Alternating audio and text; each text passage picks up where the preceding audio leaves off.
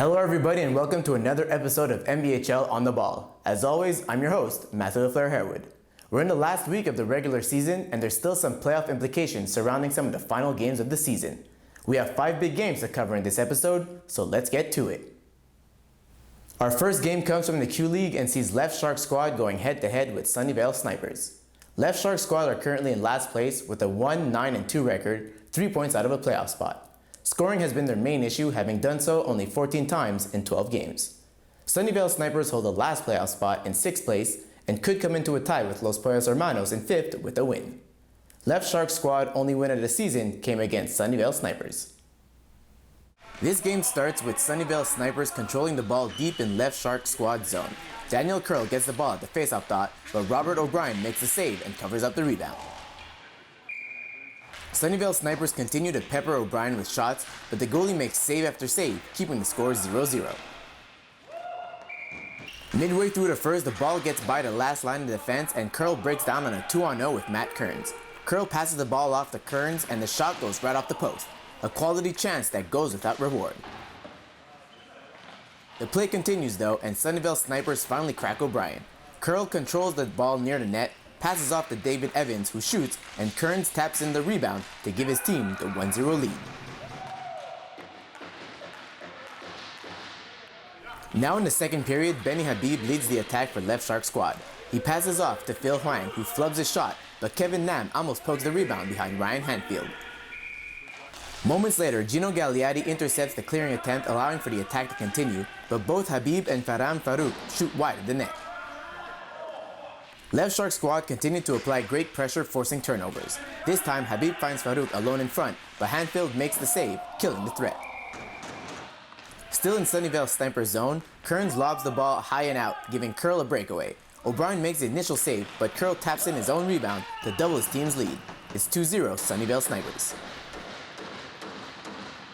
Later in the period, Steven Furtado intercepts the clearing attempt and sets up in the attacking zone. The ball ends up on Evans' stick, but his shot hits the crossbar behind O'Brien.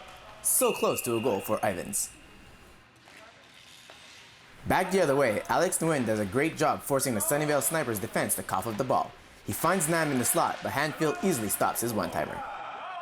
With 9 minutes left in the game, Curl is going to seal the deal for Sunnyvale Snipers. He gets the ball at the blue line and gets around one defender before beating O'Brien with a beautiful backhander. His second goal makes it 3-0. Sunnyvale Snipers take it by that same score and finish the season with 4 wins, 8 losses, and 1 tie. Left Shark Squad finished their tough season out of the playoffs with just 1 win to go with 10 losses and 2 ties. Sunnyvale Snipers finished 6th and will either face 4th liners, Cinderella Team, or GRNR in the quarterfinals. Game 2 also comes to us from the Q League where we find Cinderella Team versus GK Fluff. Cinderella Team sit in a tie for first place with 9 wins, 1 loss, and 2 ties, and could secure a bye into the semis with a win tonight. They look to close out the season on a 4-game winning streak. GK Fluff are in 4th place with a 6-5-1 record, good for 13 points. They're looking to bounce back from a 5-1 loss in their last outing. Cinderella Team have won the first game between the two teams this season. Oh really? No game? No highlights? Well, I guess it's on to the next one. Our third Q League game finds 2 struggling adversaries going head-to-head, Los Pollos Hermanos and Brofessionals. Los Pollos Hermanos are currently in 5th place with 4 wins, 7 losses, and 1 tie this season. They hope to avoid losing their 6th straight game. Brofessionals are in 7th place and will miss the playoffs, having won just 1 game all season. They'll look to build on their last meeting where they tied Left Shark Squad 2-2. The 2 teams played to a 1-1 tie in their first duel this season. This game starts with a face-off in the Brofessionals zone. Los Pollos Hermanos get control of the ball, but Luca Di Maria's shot sails wide. Past the midway point of the first period, Matt Vinali makes a nice move at the red line to lead a 3-on-1 rush. He breaks in and shoots a wrister past Cameron Contorti, making it 1-0 Brofessionals. Fast forward to 7 minutes remaining in the first period. John Delar fumbles with the ball at the red line, giving Enzo Conforti a partial breakaway. He chooses to shoot and beats Brendan Sorelli 5-hole, tying the game at 1-1.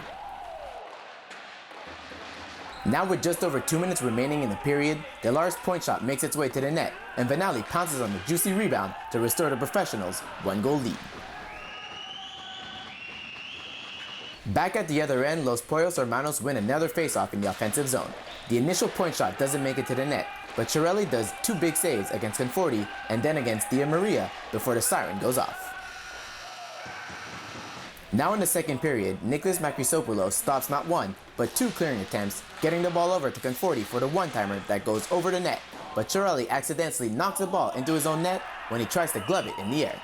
Game tied at 2. Back at the other end, Brofessionals pass the ball well, but Josh Walter's shot hits Contorti square in the chest. Now with just over 10 minutes to go in the game, Los Pollos Hermanos win the faceoff, but Mike Mastromonaco grabs the ball, chips it high behind the D, and breaks in alone. He goes for a quick shot, beating Contorti 5-hole. 3-2 Brofessionals. Los Pollos Hermanos look to tie the game at 3 with under 4 minutes to go. They do a great job at keeping the ball alive in the zone, but Angelo Quixote's shot is stopped and covered up. Moments later, Vinali cuts out from the boards and finds Sean Grenier in the slot.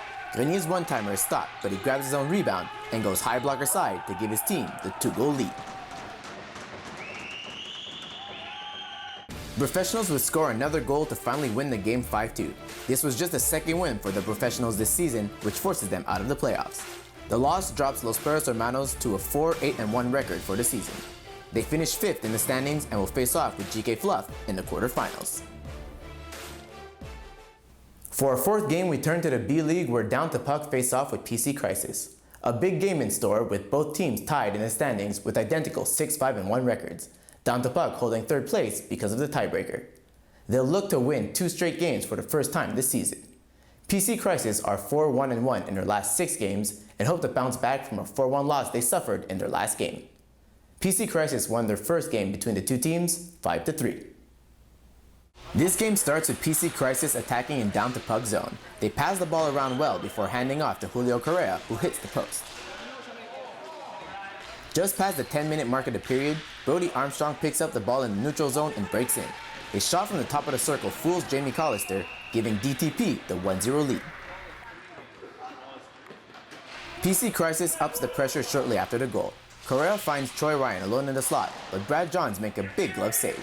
They keep the ball alive and get it to Darren Hill, who tees up a howitzer that Johns stuffs out. DTP look to add to their lead with 8 minutes remaining in the period. Armstrong finds Phil DiGiacomo, who breaks in only to see Collister make the quick glove save. A beautiful shot met with a beautiful save. Now in PC Crisis zone, the D goes for the long bomb towards Correa that surprisingly works, but Johns shuts the 5-hole on the shot. With 90 seconds remaining in the first, Ryan LeMay springs Armstrong in alone on Collister. The number 25 opts to shoot going blocker side to double the lead to 2-0, heading into the second period. Now in the second period, the score is now 3-0 DTP following an early goal from David Montgomery. Montgomery finds Ben Mangan along the boards behind the D. He takes a shot at Collister, finally beating him high blocker side to make it 4-0. More of the same moments later. Coming down on an odd man rush, DiGiacomo finds Mangan trailing behind, and the number 17 goes high blocker side again to pretty much put this game out of reach at 5-0 DTP. With 6 minutes remaining, Correa saves face for PC Crisis off the faceoff when he beats John's 5-hole to break the goalie's shutout bid. The score is now 5-1. Concentrating solely on offense at this point, DTP break in on a 2-on-0 that turns into a breakaway, which Collister stops. In the dying moments of the game with PC Crisis barely back-checking at all, Justin Gallo sends Armstrong on a breakaway, and he does a beautiful deke to his backhand to complete his hat-trick and help DTP win by a final score of 6-1. With the win, DTP jump ahead of PC Crisis in the standings with a 7-5-1 record, while PC Crisis drop to 6-6-1. Finishing third, Down to Puck go on to face second-place Stack in the first semifinals matchup, while PC Crisis, who finished fourth, go head-to-head with the first-place River Rats. For our last game, we head back to the Q League where GRNR goes up against the Fourth Liners. Another big game with playoff implications. GRNR are in third place with a 9-2-1 record, good for 19 points. 1 point behind the Fourth Liners, who came into the night sitting in first place. A GRNR win would push them into a bye for the first round of the playoffs. In their first meeting between the two teams, they played a tight defensive game that ended in a 1-1 tie. This game starts with a bad turnover in the neutral zone. Simon Arscott strips the GRNR defenseman of the ball and comes down the left side. He chooses to shoot, beating Dimitri Veveris' high glove side. It's 1-0 with only 1 minute gone. Moments later, Thierry Lalonde makes a nice move at the blue line, finds Louis-François Milot in the slot, but Veveris turns him aside. A few plays later, Lalonde goes on the offensive again. He wins the race and battle into the boards, cuts into the slot, beating the goalie low blocker side. A nice individual play to make it 2-0. GRNR strikes back 1 minute later. Nikhil Raghunathan hands the ball off to Adam Price, who feeds Timothy Hall at the point for the one-timer that fools Kevin Save, cutting the lead down to 1 goal. Fast forward to 8 minutes remaining in the first. Lalonde speeds in the attacking zone on the right-hand boards and beats Veveris with a quick snapshot low blocker again. The 2-goal lead is restored. GRNR looked to strike back quickly after. Price gets the ball in the neutral zone, enters the attacking zone and uses the D as a screen, but Seal gets a piece of his shot. A beautiful save through a screen. Before the end of the first, Steven Delétoile chips the ball behind the D and almost gets the poke through Veveris' legs for the goal. Now early in the second period, more of the same from the fourth liners. Milot's pass attempt across hits the defenseman's leg and lands on Vincent Ouimet's stick for a quick wrister that beats the goalie glove side. It's now 4-1. 1 minute later, off a face-off in GRNR zone, the ball is won back to Francois Boulian, who takes a quick one-timer that beats Veveris under his blocker. 5-1 fourth liners. With just under 6 minutes remaining in the game, Price does all the work himself, winning the face-off, cutting around 2 players, and beating Sale down low. The lead is cut to 3. In the dying moments of the game, Delétoile attacks 1-on-2 and gets around both defenders, but he can't beat Veveris, who makes the pad save. A really nice save off a beautiful move. The fourth liners would go to score 1 more and win the game 6-2. The fourth liners finished the season with 10 wins, 1 loss, and 2 ties, good for first place in the standings and a bye into the semis. GRNR finished with a 9-3-1 record to capture 3rd place, and they'll play Sunnyvale Snipers in the quarterfinals. And now for the highlight of the night. And for that, we go back to the PC Crisis versus Down to Puck game. Brody Armstrong comes in on a breakaway and does a beautiful deke to his backhand to beat Jamie Collister top shelf. A beautiful maneuver that truly deserves to be heralded as the highlight of the night. That's it for another episode of MBHL On The Ball. Don't forget to follow us on Twitter and like us on Facebook. Also, tune in to the 3rd period for in-depth analysis of all MBHL leagues. Until next time, have yourself a good day.